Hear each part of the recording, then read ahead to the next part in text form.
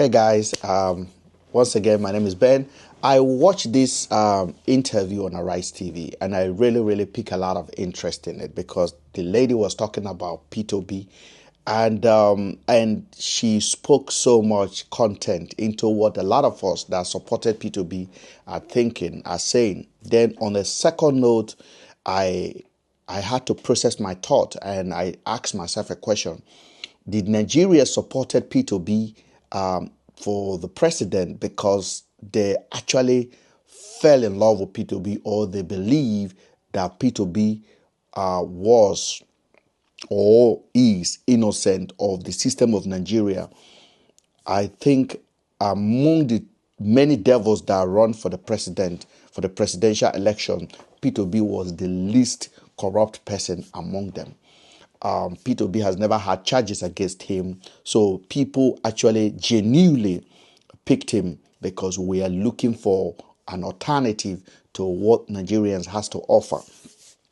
I do not, however, believe that Peter Obi now currently have what it takes to wrestle power from the corrupt. It is Peter Obi himself. I just don't understand how somebody who was this sparkling, inspirational figure, who created a movement almost overnight, galvanized the youths, the intellectuals, anybody who had any iota of principle in their bloodstream, at least admired him to some extent, even if they weren't necessarily going to vote for him for whatever reason. I don't understand how Peter Obi has gone from there to there, because as far as I'm concerned, he's like a firework that has turned into a damp squib. He's become so pedestrian.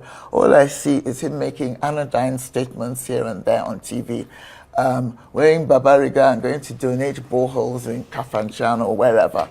It's all good stuff. He's still a good guy. But where is the leader that the opposition needs so desperately? And he's not looking like it. In fact, if you look at I accuse the entire opposition, the PDP, for allowing itself to be derailed by my dear friend Nyesom Wike, by the way, I saw him a couple of months ago, and I told him, if I was a PDP Mandarin, I'd have tossed you out by now. So the PDP, j'accuse. I accuse Atiku of spending more time, all this manana, Dubai type of big man type of thing, not really effectively taking on the government. And I blame Peter most of all, because Peter was a shining star. And so many people committed themselves to him emotionally, myself included. I'm not an obedient anymore, to be honest with you, because he's such a disappointment. I mean, there's no aggression. The government is lousy. I mean, pretty much the only good thing I can think that Tinubu has done is keep herdsmen at bay, because I've noticed there hasn't been any herdsmen shenanigans since Tinubu came in. So I congratulate him for that, if indeed it is his, But it's kind of like, there's so many things this government is doing wrong. Contracts being awarded without due process, economic collapse, rampaging inflation, widespread hunger and disillusionment. And, you never hear anything seriously punchy from Peter. Well, in fairness to Peter, there is a lot of stuff that he comes up with, a lot of it on social media. I mean, he doesn't go on traditional media most of the time. That's relatively rare, except when he's sort of maybe at a public event or something.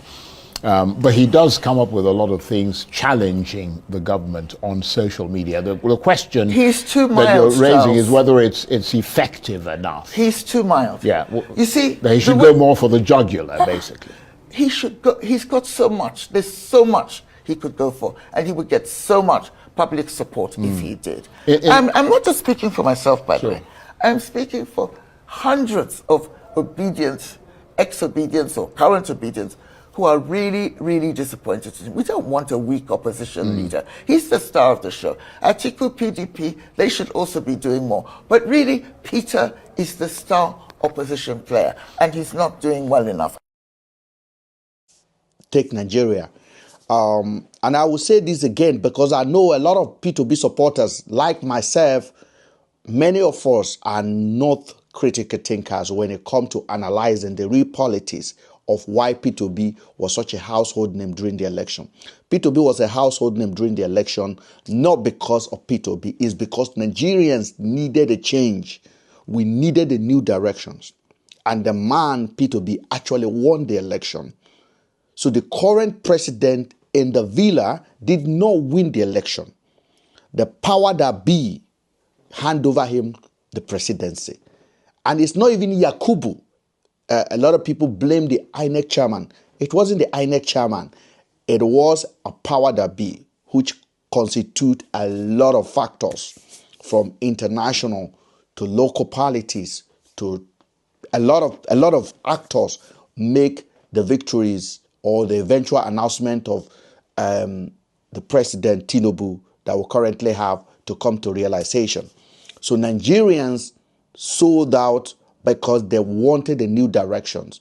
It wasn't because first love for P2B. It wasn't. You guys really need to understand this thing. I think another person that could have get such a movement like P2B was Osibanjo. If Osibanjo would have won the primary of APC, a lot of people, even in PDP, would have voted for him. A lot of critical thinkers, a lot of people that have interest of Nigerians at heart would have voted for him. But unfortunately, he did not win. So then Nigerians have an alternative. We pick P2B. But so far after the election, what P2B is doing is basically disappointing, to say the least. For example, him going to Ekiti to beg Afe Babalola is basically unnecessary, uncalled for. What Afe Babalola is doing, what has kept Nigeria where we are at the moment, and what Farurotimi was standing for was the same justice that we've been yearning and crying for. So I don't think, what is P2B telling Afe Babalola? So you are basically using your position as a judicial emperor in the country to jail somebody you disagree with, which you can quickly sue, but you use police, intimidation, maneuver all the norms and put that person in jail. And one of the biggest voice in Nigeria, P2B, going there, I don't know what he's trying to litigate. And it's so humbling that after all that shenanigan that he displayed in Ekiti, they still have to reminded in jail. Just imagine if P2B would have come out blasting, calling Afe Babalola out, calling the judiciary out, calling the president out. It could have even supporters that are talking, support Farurotimi. The joining to see Afe Babalola was not thoughtful, in my own opinion. P2B should not have made that joining. And I've said this over and over again, that P2B is come across as a pretender. And I'm not going to lie to you, I don't believe he is. But he's acting like somebody that is trying to please some certain group of people to collect power, then return to please them even more. I don't understand. P2B come across as somebody that is acting a script. But he's very bad at acting it in a way. I want him to be, in my own opinion, to be his original self. Talk when you need to talk. Be aggressive. That is how Tinubu was when he was in opposition. Don't act like Atiku. P2B begin to travel, visit some, everywhere he is. It doesn't make any sense. You are pleasing the public. You are pleasing, you want them to see you as alternative. You are not alternative, because in 2027, if you contest, you will lose again. With this kind of mentality, many of your supporters are disappointed. I am highly disappointed that the leadership we so earn for, so cried for, we are not seeing it from P2B. When Kenneth Okonkwo came out and distanced himself from P2B, a lot of P2B supporters, a lot of our supporters, let me call it our supporters, did not think critically about it. They went on and insult Kenneth Okonkwo. And Kenneth Okonkwo lay it down, the reason why he's taking that step he was taking. He said P2B is not being active. P2B is not proactive in basically doing the job of opposition. He is going about doing people's pleaser. Okay, every leaders that have taken power have been to jail. Some of them have went on an exile. Okay, they have to face the reality of inconveniency. They've been arrested. I think Peter Obi is playing too safe in this area. First of all, he don't want to be arrested. Second of all, I think he's afraid to go in exile. I don't know, but I don't believe that Peter Obi will contest in 2027 and win election. And by the way, Peter Obi has not even made it clear to Atiku he has no chance to be his vice president. Peter Obi went to Atiku's birthday, following him everywhere. Exactly what the lady said. I don't even need to repeat it. I think Peter Obi needs to change his steps, in my own opinion, because all of this shenanigan is not going to give him a presidency in 2097. Or if he has a dream of actually contesting for it, I don't think he's going to be able to get it.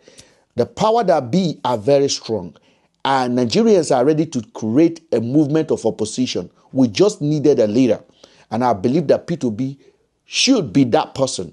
But unfortunately, he's not being proactive when it comes to doing opposition. Atiku is not even on an opposition. Atiku is just waiting. Atiku is actually acting like a president. Just look at Atiku's convoy. He's acting like a president he's never been. He moves around like a president. He walks around like a president. So it's kind of very funny in my own opinion. So I think Peter Obi need to really sit down and begin to take a step to be an opposition for Nigerian people, and create a movement. You don't really know at the moment if Peter Obi is in PDP or he's in Labour Party. It's kind of funny, right? But that is the reality of things. So I totally agree with this lady's statement. And I can tell you that many of us are feeling completely fatherless, and we are feeling orphanage in the hands of Peter Obi because of the way he is conducting himself. And it's quite very surprising that a lot of people are not seeing this. If he carry this movement to 2027, then I guarantee you he's not going to be a president. He can as well wave goodbye to it. Nigerians are really, really fed up. And I believe that it is high time Peter Obi wake up to the reality of being an opposition and do it well. Because we are ready to support him. All of us in Nigeria are ready to actually team up and support him. He needs to speak for the people, because for me, that is the only opposition we have at the moment. That is the only somebody we are looking up to. So on Afe Babarola and Faro Timi, it's quite very shocking that that man has to be sent back to jail. It's very, very surprising. But that is Nigeria for you. So when Nigerians are saying hand will touch you, that is exactly what they mean. And it's quite surprising that hand is touching that man right in front of every one of us. Take care and make your comment. God bless you.